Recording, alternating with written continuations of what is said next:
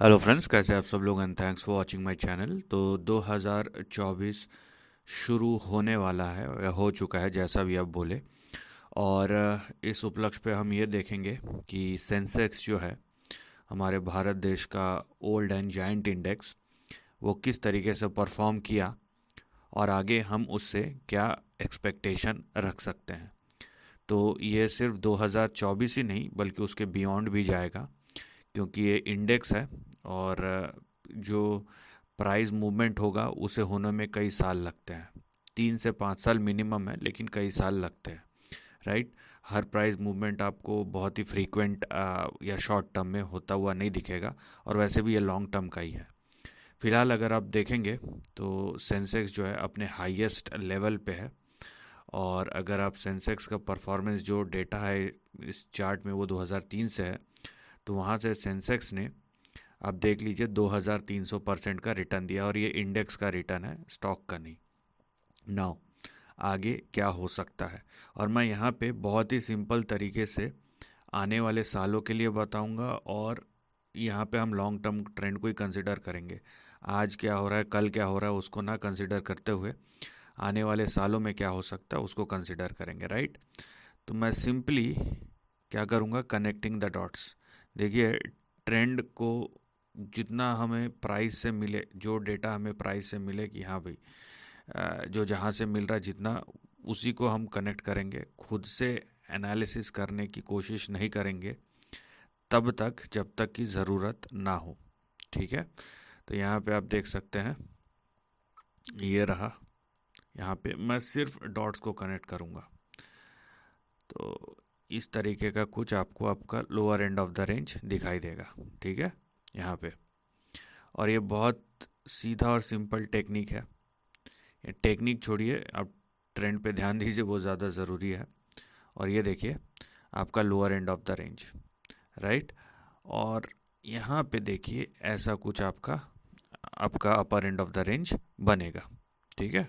तो यहाँ पे जब आप देखते हैं सेंसेक्स को, तो इस तरीके से कुछ आपको आपका रेंज दिखाई देता है। और आप देखिए, ये लाइन के अंदर आपके मैक्सिमम जो लेवल्स है वो कवर हो जाते हैं। ऐसा नहीं है कि मैंने कहीं पे भी कुछ भी बना दिया। तो यहाँ पे देखिए, ये आपका बड़ा सपोर्ट कवर हो गया, ये आपका बड़ा सपोर्ट यहाँ पे वो कवर हो गया, ये आपका बड़ा सपोर्ट था जहाँ से मूवमेंट शुरू हुआ था 2016 में, वो कवर हो जाता है। ये आपका बड़ा सपोर्ट था 2019 में जहाँ से बाउंस बैक आया था, और वो भी यहाँ पे कवर होता हुआ नज़र आ जाएगा।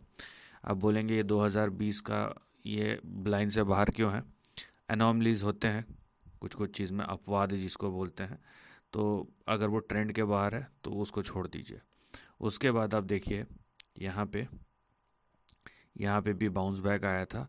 तो ये जो लाइंस है वो ऐसा ये ऐसा नहीं कि कहीं से भी कुछ भी खींच दो और बन गया। हमें सब्सटेंस चाहिए, और वो सब्सटेंस आता है प्राइस के मूवमेंट से। प्राइस ने क्या इंडिकेशन दिया है उससे।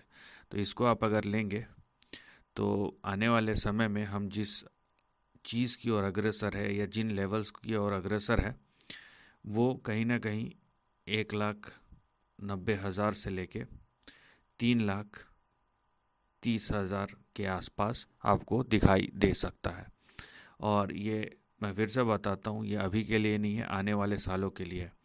अब आप बोलेंगे ये तो थोड़ा ज़्यादा नहीं हो गया?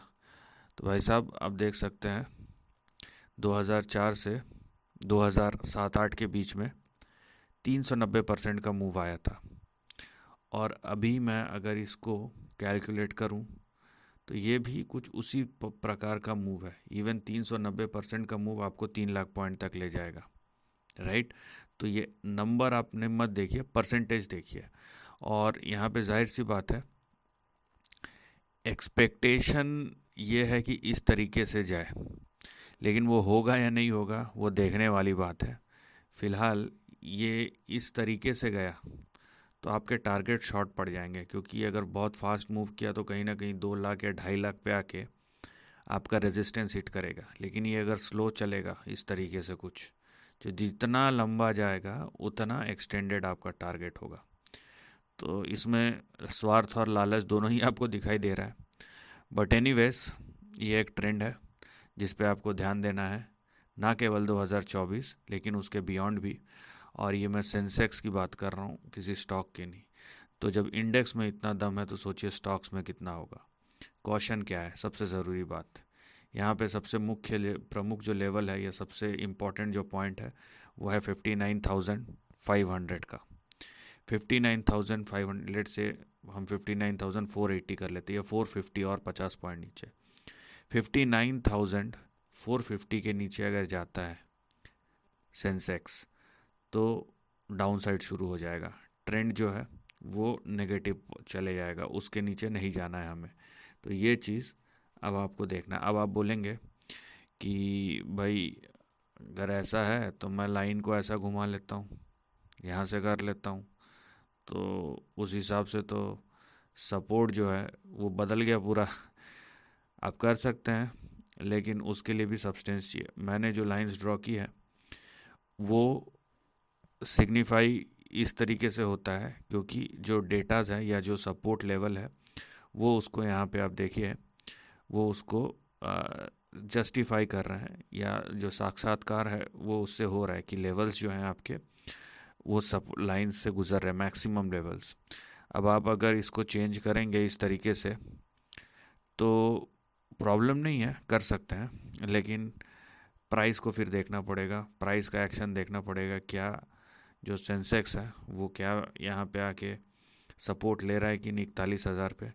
लेकिन बहरहाल अगर 59,000 के नीचे गया और 41,000 पे भी आया तो करेक्शन ही कहलाएगा। तो इसीलिए 59,450 के नीचे ना जाए। और अगर जो सेंसेक्स है वो 66,000 टू बी प्रिसाइज, 66,000 के ऊपर अगर सस्टेन करते रहता है तो हम आने वाले सालों के, जैसे हम भारतीय अर्थव्यवस्था या भारत के इकोनॉमी के हम बोलते हैं कि ये टेक ऑफ के लिए तैयार है, टेक ऑफ लेना शुरू हो चुका है, अब बस उड़ने के लिए तैयार है। तो अगर हम उस पर कर सकते हैं तो हमारे स्टॉक मार्केट पे क्यों नहीं, क्योंकि स्टॉक मार्केट हमेशा फ्यूचर को डिस्काउंट करता है। अगर इकोनॉमी का टेक ऑफ होने ही वाला है तो स्टॉक मार्केट तो टेक ऑफ के लिए तैयार ही है फिर क्योंकि स्टॉक मार्केट इकोनॉमी से पहले टेक ऑफ करता है। तो connecting the dots, anyways just trend को फॉलो कीजिए और हम देखते हैं आने वाले सालों में क्या होता है। होपफुली ये वीडियो या इस टाइप का ट्रेंड एनालिसिस मैं अब 2024 के अंत में ही लाऊंगा, तो हो सकता है कि प्राइस चेंज हो जाए और मैं भी एक्साइटेड ही रहूँगा देखने के लिए कि कितना और क्या चेंज हुआ। और ये चार्ट आपको 2 दिन के लिए नहीं, इवन 2 साल 5 साल के लिए भी वैसे ही हेल्पफुल होगा जैसा कि आज इस वीडियो को बनाते हुए है। So this is the end of the video. Thanks for watching.